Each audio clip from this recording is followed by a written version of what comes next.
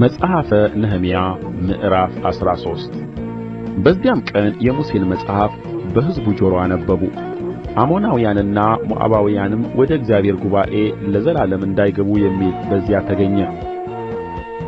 የእስራኤልን ልጆች በእንጀራና በውኃ ስላልተቀበሉአቸውና ይረግሙአቸው ዘንድ በለዓምን ስለ ገዙባቸው ነው።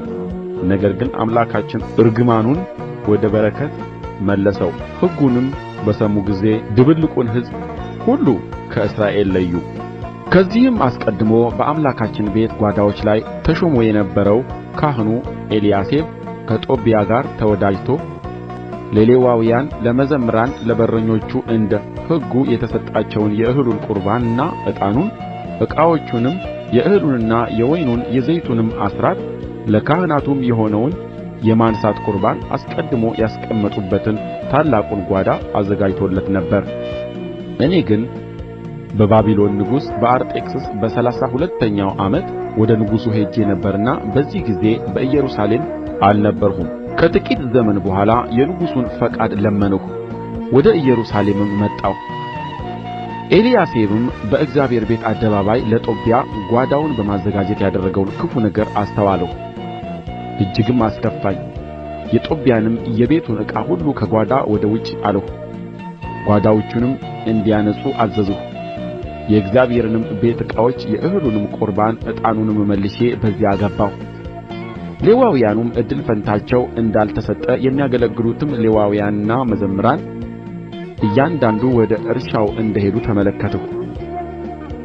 እኔም የእግዚአብሔር ቤት ስለ ምን ተተወ ብዬ ከአለቆች ጋር ተከራከርሁ፣ ሰበሰብኋቸውም፣ በየስፍራቸውም አቆምኋቸው።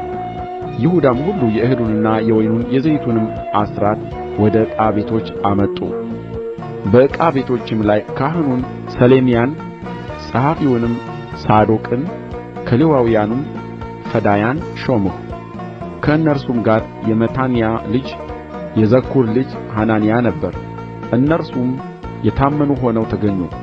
ሥራቸውም ለወንድሞቻቸው ማከፋፈል ነበር። አምላኬ ሆይ ስለዚህ አስበኝ፣ ለአምላኬም ቤት ያደረግሁትን ወሮታዬን አታጥፋ። በዚያም ወራት በይሁዳ በሰንበት ቀን የወይን መጥመቂያን የሚረግጡትን፣ ነዶም የሚከምሩትን፣ የወይኑን ጠጅና የወይኑን ዘለላ፣ በለሱንም ልዩ ልዩም ዓይነት ሸክም በአህዮች ላይ የሚጭኑትን፣ በሰንበትም ቀን ወደ ኢየሩሳሌም የሚያስገቡትን አየሁ። ገበያ ባደረጉበትም ቀን አስመሰከርሁባቸው። ደግሞም በእርሷ የተቀመጡት የጢሮስ ሰዎች ነበሩ። እነርሱም ዓሣዎችን፣ ልዩ ልዩም ዓይነት ሸቀጥ አምጥተው በሰንበት ቀን በኢየሩሳሌም ለይሁዳ ልጆች ይሸጡ ነበር። ከይሁዳም ታላላቆች ጋር ተከራከርሁና ይህ የምታደርጉት ክፉ ነገር ምንድር ነው? የሰንበትንስ ቀን ታረክሳላችሁን? አባቶቻችሁ እንደዚህ አድርገው አልነበረምን? አምላካችንስ ይህን ክፉ ነገር ሁሉ በእኛና በዚህ ከተማ ላይ አምጥቶ አልነበረምን? እናንተም ሰንበትን በማርከሳችሁ በእስራኤል ላይ መዓትን ትጨምራላችሁ አልኋቸው። ከዚህም በኋላ ከሰንበት በፊት በኢየሩሳሌም በሮች ድንግዝግዝታ በሆነ ጊዜ በሮችዋ እንዲዘጉ፣ ሰንበትም እስኪያልፍ ድረስ እንዳይከፈቱ አዘዝሁ። በሰንበትም ቀን ሸክም እንዳይገባ ከብላቴኖች በአያሌዎች በሮችዋን አስጠበቅሁ። ሁሉም አንድ ወይም ሁለት ጊዜ በኢየሩሳሌም ውጭ አድረው ገበያ አድርገው ነበር። እኔም አስመሰከርሁባቸውና በቅጥሩ ውጭ ለምን ታድራላችሁ? እንደ ገና ብታደርጉት እጆቼን አነሣባችኋለሁ አልኋቸው። ከዚያም ወዲያ በሰንበት ቀን እንደ ገና አልመጡም። ሌዋውያኑም ራሳቸውን እንዲያነጹ መጥተውም በሮቹን እንዲጠብቁ የሰንበትንም ቀን እንዲቀድሱ ነገርኋቸው። አምላኬ ሆይ ስለዚህ ደግሞ አስበኝ፣ እንደ ምሕረትህም ብዛት ራራልኝ። ደግሞም በዚያ ወራት የአዛጦንን፣ የአሞንን፣ የሞዓብንም ሴቶች ያገቡትንም አይሁድ አየሁ። ከልጆቻቸውም እኩሌቶቹ በአዛጦን ቋንቋ ይናገሩ ነበር፣ በአይሁድም ቋንቋ መናገር አያውቁም ነበር። ከእነርሱም ጋር ተከራከርሁ፣ ረገምኋቸውም። ከእነርሱም አያሌዎቹን መታሁ፣ ጠጕራቸውንም ነጨሁ። እንዲሁም ብዬ በእግዚአብሔር አማልኋቸው።